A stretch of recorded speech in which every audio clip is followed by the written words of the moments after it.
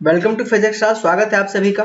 और आज हम लोग करेंगे करंट इलेक्ट्रिसिटी का लेक्चर नंबर 2। ये आपका स्लाइड जो दिख रहा है वो लेक्चर नंबर 1 का है, जो हम रिवीजन के पॉइंट ऑफ व्यू से आप लोगों के सामने यहाँ पर प्रोजेक्ट कर रहे हैं कि हमने क्या क्या पढ़ा था। ये भी स्लाइड हमने लास्ट क्लास में कर लिया था और लास्ट क्लास में हमने यहाँ तक किया था। और ये क्वेश्चन नंबर 5 जो है ये आप लोगों को दिया हुआ था बनाने के लिए, ठीक है, जो ऑल इंडिया 2009 में क्वेश्चन आपका पूछा गया है। ठीक है, क्वेश्चन कर रहा था wire of 10 ohm resistance is gradually stretched to double its original length। ठीक है, it is then cut into two equal parts. These parts are connected in parallel across a 3 volt battery. Find the current drawn from the battery।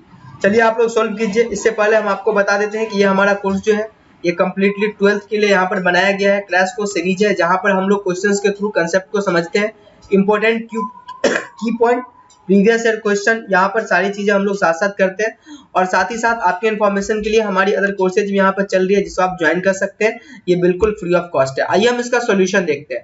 ठीक है, question क्या कह रहा था कि एक कंडक्टर है, ठीक है, एक वायर है जिसका रेजिस्टेंस 15 ओम है। अब इसके लेंथ को क्या कर दिया है कि डबल कर दिया है। ठीक है, तो डबल करने के बाद और स्ट्रेच करके डबल किया गया है। जब स्ट्रेच करके किसी के लेंथ को डबल करेंगे तो इसका रेजिस्टेंस क्या हो जाएगा, आर के एल स्क्वायर, यानी कि जो पुराना रेजिस्टेंस है वो और लेंथ जितना गुना किए उसके स्क्वायर से मल्टीप्लाई कर देंगे, यानी कि ये 60 ओम हो जाएगा। ठीक है, फिर आप क्वेश्चन में देखेंगे कह रहा है कि इसको काट के 2 भाग में बांट दिया जाता है। तो आप क्या किए, यहाँ पर काट के 2 भाग में इसको बांट दिए। ठीक है, तो 30-30 आएगा, चूंकि ये 60 हो गया। और काटने 2 भाग में बांटने के बाद इसको पैरेलल में कनेक्ट कर दिया जाता है। तो बताइए कि टोटल रेजिस्टेंस यहाँ पर कितना होगा। ठीक है, तब हम लोग करंट निकालेंगे। तो टोटल रेजिस्टेंस कितना होगा। और हाँ, एक चीज ये भी कह रहा है कि अब इसको कनेक्ट करने के बाद इसको 3 वोल्ट के बैटरी से यहाँ पर कनेक्ट कर दिया जाता है। तो बोल रहा है कि करंट कितना होगा। तो देखिए यहाँ पर चीजें क्या है कि सबसे पहले कि यहाँ पर अगर हमको करंट निकालना है तो टोटल इक्विवेलेंट रेजिस्टेंस निकालना होगा। और ये रेजिस्टेंस है पैरेलल में। ठीक है, जब हम लोग फर्स्ट चैप्टर कर रहे थे तो वहां पर कैपेसिटर का कॉम्बिनेशन किए थे और पैरेलल में जो कैपेसिटर का कॉम्बिनेशन था वो आप लोग अच्छी तरीके से समझ चुके हैं कि हम लोग कैपेसिटर को जोड़ देते थे। लेकिन अगर रेजिस्टेंस आप यहाँ पर देखिए कि अगर आप रेजिस्टेंस का पैरेलल कॉम्बिनेशन करते हैं तो इसका इक्विवेलेंट रेजिस्टेंस होता है R upon equivalent equal to 1/R1 plus 1/R2। अगर 3 रेजिस्टेंस पैरेलल में जोड़ा रहेगा तो आ जाएगा sorry 1/R equal to 1/R1 plus 1/R2 plus 1/R3 and so on. इस तरह की चीजें यहाँ पर आ जाएगी और वही सीरीज में क्या हो जाएगा, सारे चीजों को जोड़ देंगे। तो यहाँ पर क्या है, जो रेजिस्टेंस में ग्रुपिंग होता है, जो सीरीज में रेजिस्टेंस में होता है वो कैपेसिटर में पैरेलल में चले जाता है, और जो यहाँ पैरेलल में होता है वो कैपेसिटर में सीरीज में चले जाता है। तो इस प्रकार से आप यहाँ पर देखिए 30-30 दो रेजिस्टेंस है, तो इसका इक्विवेलेंट कैसे आएगा, तो इसका इक्विवेलेंट निकालेंगे 1 upon R equivalent equal to 1/30 plus 1/30, कितना आ जाएगा 2/30, और इसको उल्टेंगे तो 30/2 आ जाएगा, यानी कि 15 ओम आ जाएगा। ठीक है, तो अब यहाँ से आप करंट निकाल लो, तो करंट इक्वल टू आ जाएगा 3/15 और यानी कि 0.2 एम्पियर। ठीक है, ये आपका हो गया क्वेश्चन। और ये कॉम्बिनेशन ऑफ रेजिस्टर अभी यहाँ पर आप लोग देखे कि रेजिस्टर को हम लोग कंबाइन कैसे करते हैं। तो R इक्विवेलेंट यहाँ पर सीरीज में होता है R1 प्लस R2 और पैरेलल में होता है 1/R equivalent equal to 1/R1 plus 1/R2। ये था आपका कॉम्बिनेशन ऑफ रेजिस्टर। अब जो एक आता है ये आता है ग्रुपिंग ऑफ सेल। आप सेल का ग्रुपिंग कैसे करेंगे। ठीक है, तो देखिए यहाँ पर मान लीजिए कि आपके पास 4 सेल है, 1 2 3 और 4। ठीक है, एक का EMF है E1, दूसरे का EMF है E2 और तीसरे का EMF है E3, चौथे का है E4। फिर यहाँ पर देखिए कि E1 जो पहला सेल है उसका इंटरनल रेजिस्टेंस यहाँ पर R1 है, दूसरे का R2 है, तीसरे का R3 है, चौथे का R4 है। ठीक है, अब एक और खास बात क्या देखना है, यहाँ पर जो सीरीज कनेक्टेड है वो राइट कनेक्शन है, रॉन्ग कनेक्शन है, मतलब सही है या गलत है। देखिए यहाँ पर plus minus plus minus plus minus plus minus, ये सभी क्या है, राइट कनेक्शन है। तो अगर इस टोटल का इक्विवेलेंट अगर EMF निकालना है, आपको वोल्टेज निकालना है, तो कितना आ जाएगा, E1 plus E2 plus E3 plus E4 के बराबर आ जाएगा, ये आपका टोटल। ठीक है, और रेजिस्टेंस टोटल कितना आ जाएगा, R1 plus R2 plus R3 plus R4 के बराबर आ जाएगा, क्योंकि ये रेजिस्टेंस किस में आ गया, सीरीज में आ गया। ठीक है, तो ये आपका चल जाएगा यहाँ पर। ठीक है, अब वही अगर पैरेलल कॉम्बिनेशन में जाएंगे, ये था आपका सीरीज का सेल का सीरीज ग्रुपिंग। अगर आप पैरेलल कॉम्बिनेशन में यहाँ पर चलेंगे, एक मिनट, हाँ, यहाँ पर अगर आप पैरेलल कॉम्बिनेशन में चलेंगे तो देखिए E1 R1 है, E2 R2 है, E3 R3 है। इसका फॉर्मूला जो होता है ये E/R equal to E/R1 plus E2/R2, यहाँ से देखिए प्लस E3/R3।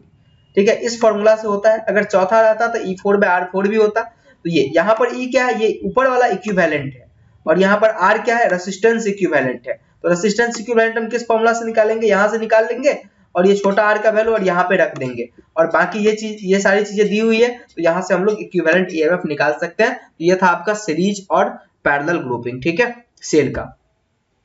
अब यहाँ पर आइए क्वेश्चन का यहाँ पर समझते हैं हम लोग।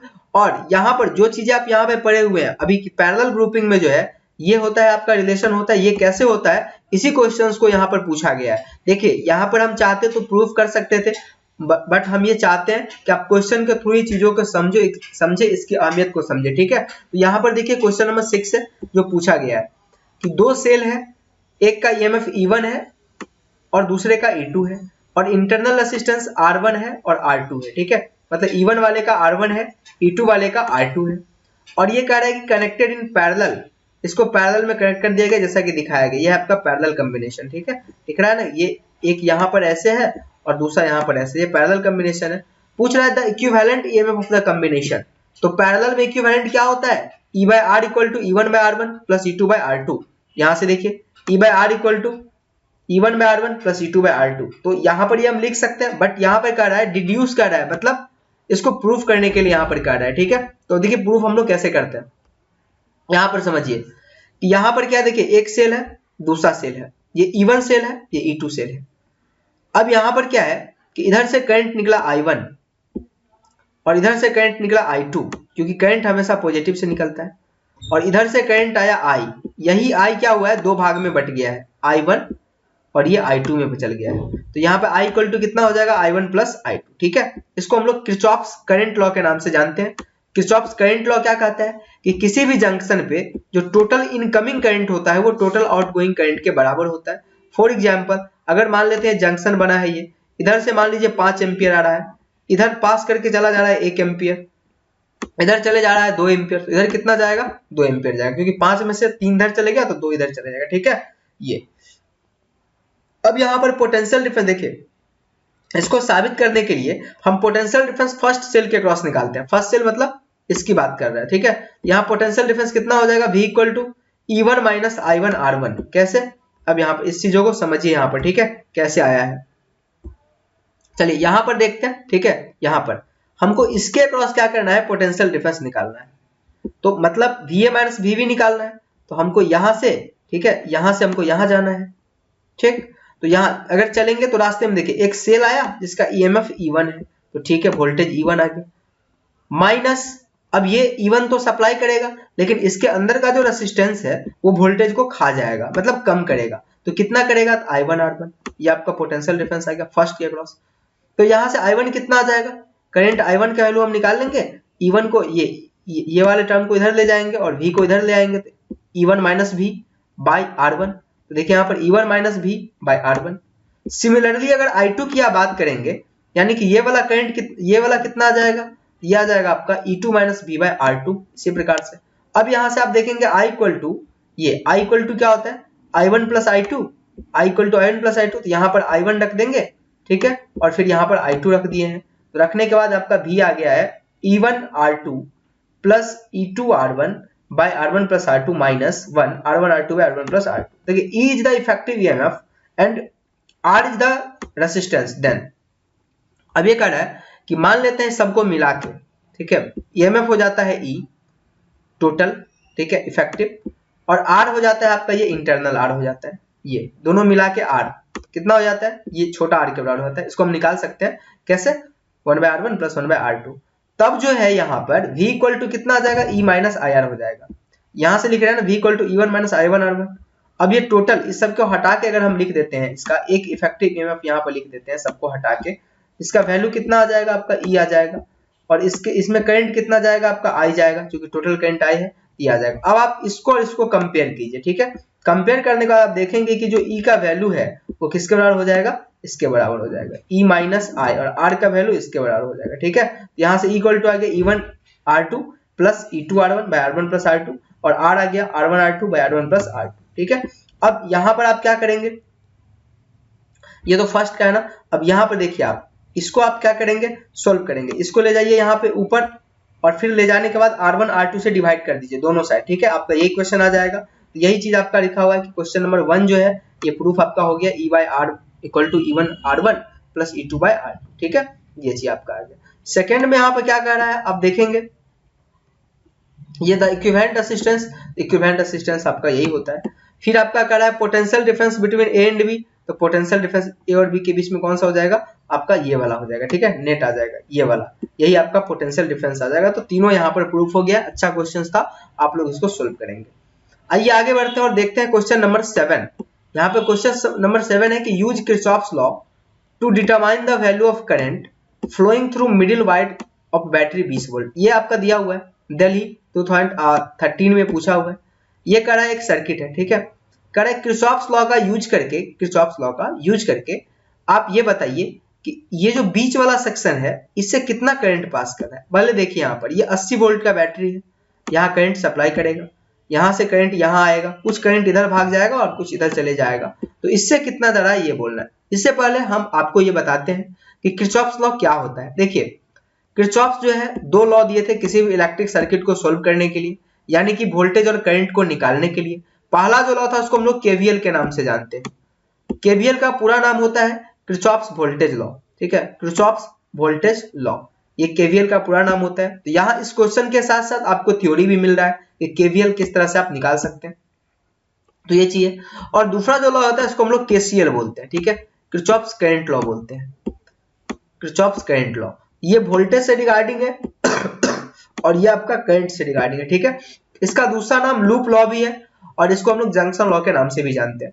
तो पहला अगर आप देखेंगे किरचॉफ्स वोल्टेज लॉ, तो किरचॉफ्स वोल्टेज लॉ का क्या कहना है कि Kirchhoff's voltage law the potential drop in any loop will be zero.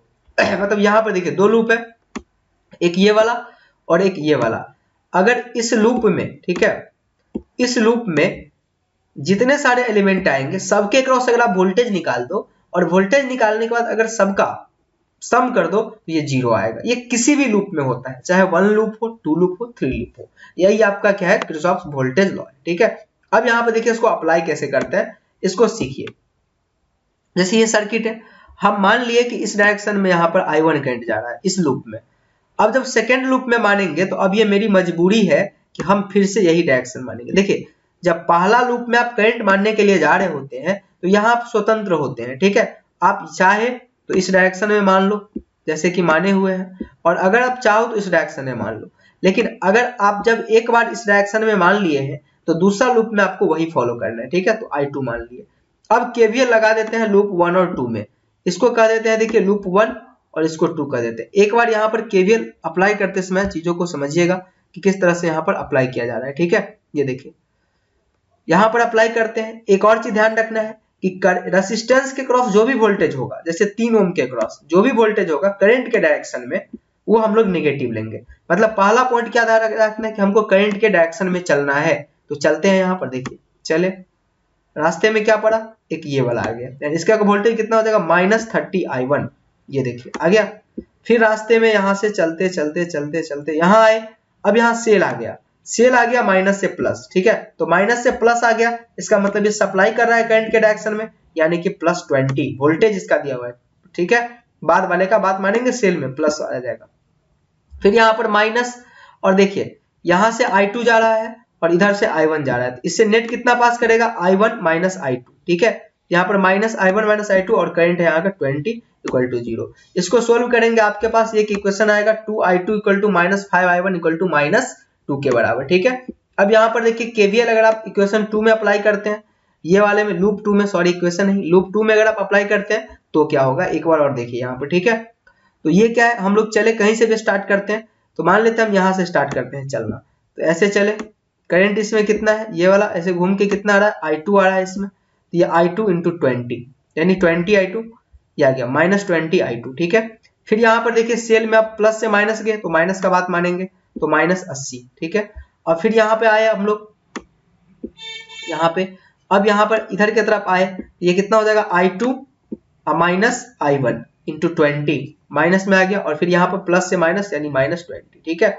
अब इसको आप सोल्व कीजिए तो यह आ जाएगा आपका -40I2 + 20I1 = 100, यानी कि -2I2 + I1 = 5 आ गया, ठीक है। अब देखिए ये आपका दो लीनियर इक्वेशन आ गया, फर्स्ट ये और सेकंड ये, दो लीनियर इक्वेशन है। अगर दोनों को आप ऐड करेंगे तो I1 निकल जाएगा और फिर यहाँ से I2 निकल कर सामने आ जाएगा।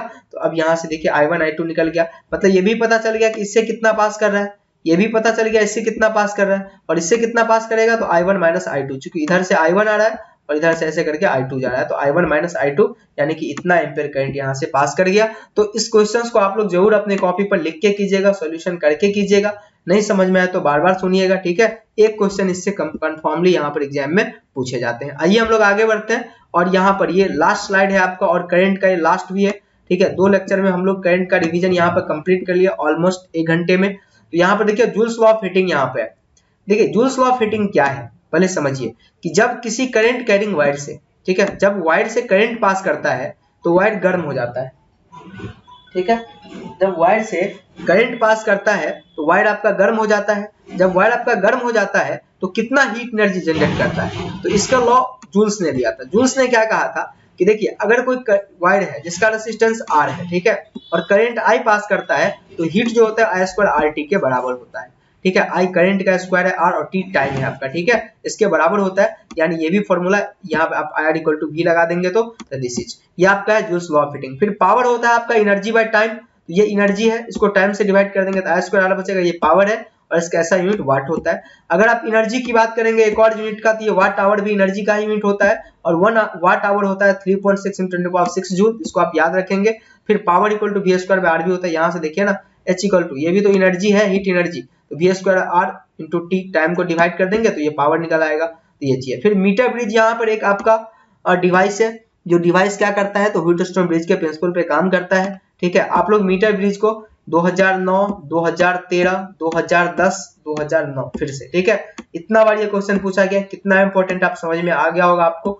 तो आप मीटर ब्रिज को मेरे ख्याल से आप खुद से इसको लिखिएगा, और आंसर लिख के जो है आप लोग जरूर बताइएगा कि आंसर आप लिखे, आपसे लिख पाए हैं या फिर नहीं लिख पाए। तो आज के लिए इतना ही। अगर लेक्चर पसंद पड़ता है तो जरूर लाइक कीजिएगा। अगले क्लास में हम नए चैप्टर के साथ मिलेंगे, यानी कि मूविंग कॉइल के साथ मिलेंगे आप, ठीक है, मूविंग मैग्नेटिज्म के साथ हम लोग मिलेंगे। तब तक के लिए आप लोग अच्छे से पढ़ाई कीजिए, ठीक है, और कोई दिक्कत है तो जरूर बताइएगा। Thank you.